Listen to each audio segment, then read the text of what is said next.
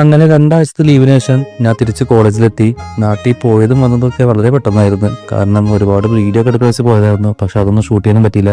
അതിന് കുറച്ച് കാരണങ്ങളൊക്കെ ഉണ്ട്. അത് ഞാൻ അടുത്ത വീഡിയോയിൽ പറയാം.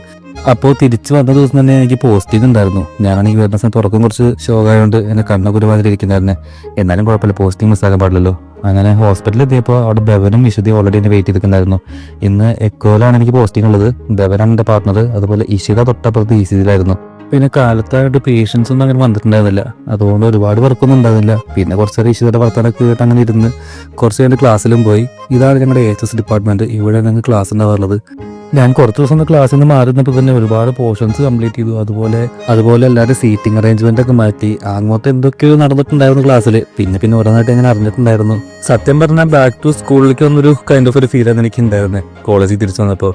പിന്നെ എന്തൊക്കെ മാറ്റങ്ങളുണ്ടായാലും നമ്മൾ അതൊക്കെ അഡ്ജസ്റ്റ് ചെയ്ത് പോകണല്ലോ. അതൊന്നും ഒരു വിഷയമാക്കുന്നില്ല.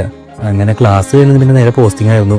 ഇന്നത്തെ പോസ്റ്റിംഗ് ഒരു ബോറിംഗ് ഒന്നും ആയിരുന്നില്ല. കാരണം എക്കോ ആയതുകൊണ്ട് തന്നെ അത്യാവശ്യം നമുക്ക് എന്തെങ്കിലും ചെയ്യാനൊക്കെ ഉണ്ടായിരുന്നു. പിന്നെ ഇന്ന് പോർട്ടബിൾ എക്കോ മെഷീനായിട്ട് എനിക്ക് ICUവിൽ പോകേണ്ട ഒരു ആവശ്യം ഉണ്ടായിരുന്നു. ഞാൻ ആദ്യമായിട്ടാണ് ICU സെക്ഷനിലേക്ക് പോകണേ. അപ്പോൾ തന്നെ ഒരുപാട് എക്സൈറ്റഡ് ആയിരുന്നു. കാരണം എനിക്ക് പോസ്റ്റിംഗ് കിട്ടുന്നുണ്ടെങ്കിലും ഇതുപോലെ ICUവിൽ പോകുന്നതും അതുപോലത്തെ പീരിയാട്രിക്സ് അതുപോലെ വാർഡിലൊക്കെ പോയി പോർട്ടബിൾ എടുക്കുന്ന ചാൻസ് എനിക്ക് വളരെ കുറവ് കിട്ടാറുള്ളൂ.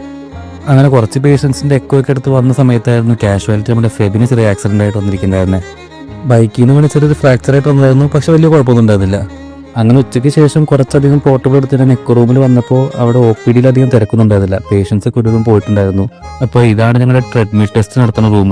ഞങ്ങൾക്ക് ബേസിക്കലി ഇവിടെയും ECG അതുപോലെ OPDയിൽ തന്നെ എക്കോയിലൊക്കെയാണ് പോസ്റ്റിംഗ് ഉണ്ടാവാറുള്ളത്. CCU റോഡിൽ പോസ്റ്റിംഗ് ഉണ്ടായിരുന്നു. അത് പിന്നെ ഞങ്ങളുടെ റിക്വസ്റ്റ് പറഞ്ഞതനുസരിച്ച് മാറ്റി തന്നു. ഇപ്പോൾ ഇവിടെ മാത്രമേ ഉള്ളൂ. ECG റൂമിൽ വന്നപ്പോൾ അവിടെ തനു, ഇഷിത, ബെവനൊക്കെ ഉണ്ടായിരുന്നു. പിന്നെ കുറച്ച് നേരം തനുവിൻ്റെ അടുത്ത് കുറച്ച് ഡൗട്ടൊക്കെ ചോദിച്ചാൽ അത് ക്ലിയർ ആയി. അങ്ങനെ 4 മണിയായി ഞങ്ങളുടെ പോസ്റ്റിംഗ് കഴിഞ്ഞു. അപ്പോൾ ഇന്നത്തെ വീഡിയോ ഇത്രേ ഉള്ളൂ കേട്ടോ. അപ്പോൾ എന്തുകൊണ്ടാണ് നാട്ടിൽ പോയിട്ട് വ്ളോഗൊക്കെ ഇടാന്ന് വെച്ച് ഇടാതിരുന്നതിൻ്റെ റീസൺ ഞാൻ അടുത്തൊരു വീഡിയോയിൽ പറയാം. അപ്പോൾ അതുവരെ by, and I'll see you in the next video.